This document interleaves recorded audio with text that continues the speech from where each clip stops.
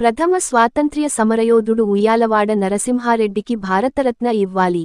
ప్రకాశం జిల్లా గిద్దలూరు మండలంలోని నరవ బయనపల్లి ప్రాథమిక ఉన్నత పాఠశాల నందు ప్రధానోపాధ్యాయులు జెఎం శివప్రసాద్ అధ్యక్షతన ప్రథమ స్వాతంత్ర్య సమరయోధుడు ఉయ్యాలవాడ నరసింహారెడ్డి 220వ జయంతి కార్యక్రమానికి ముఖ్య అతిథులుగా పాల్గొన్న బిజెపి కిసాన్ మోర్చా రాష్ట్ర కార్యవర్గ సభ్యులు పిడతల రమేష్ రెడ్డి పాల్గొని మాట్లాడుతూ ఉయ్యాలవాడ నరసింహారెడ్డి తెల్లవారిపై తిరగబడి మా దేశంలో ఉంటూ మా దేశంలో పెరుగుతూ మా గాలి పిలుస్తూ మా తిండి తింటూ మాకు అన్యాయం చేస్తే మేము ఊరుకోము అని ఆంగ్లేయులపై విరుచుకుపడిన వీరసింహం ఉయ్యాలవాడ నరసింహారెడ్డి అని కొనియాడారు.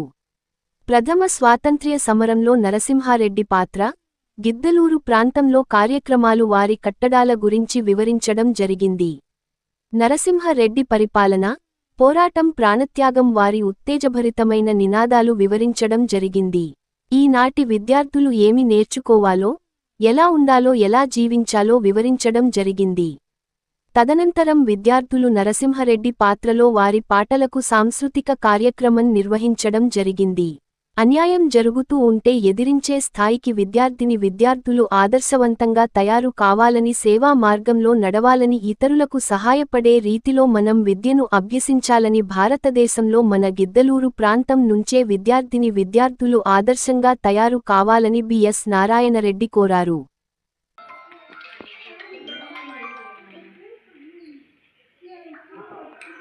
భారతదేశాన్ని పూర్తిగా ఆక్రమించుకొని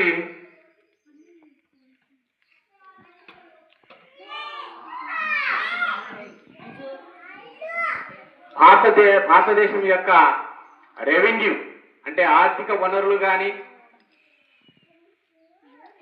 పరిపాలన అంటే అడ్మినిస్ట్రేషన్ కానీ భారతదేశంలో మొత్తం ఇంగ్లీష్ వారి హస్తగతమైపోయింది.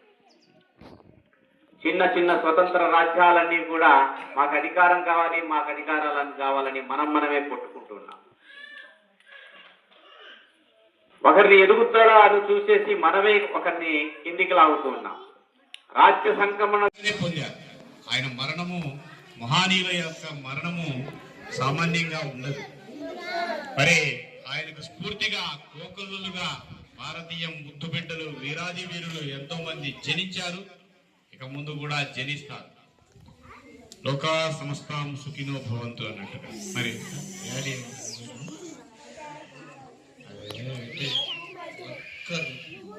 రైతులు కాబట్టి జనాలు సర్వే జన సుఖినో భవంతు. రైట్.